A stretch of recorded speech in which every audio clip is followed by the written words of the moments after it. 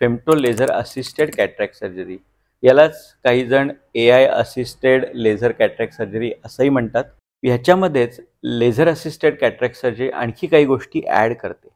म्हणजे ह्या मोतीबिंदू शस्त्रक्रियेच्या ज्या 3 स्टेप्स आहेत, ज्याच्यामध्ये छेद घेणे, लेन्सच्या वरचा जो कॅप्सूल आहे तो अतिशय करेक्ट सर्क्युलर पद्धतीने कट करून काढणे, मोतीबिंदूचे छोटे छोटे तुकडे करणं, हे काम फेमटो लेझर करतं.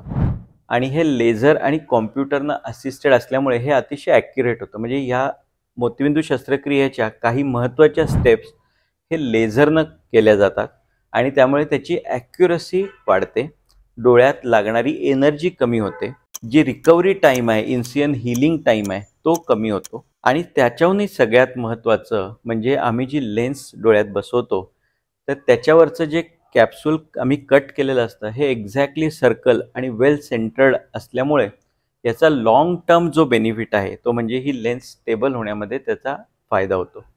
तर असे हे ॲडिशनल फायदे आपल्या मॅन्युअल फेकोएमल्सिफिकेशनच्या सर्जरीपेक्षा होत असतात.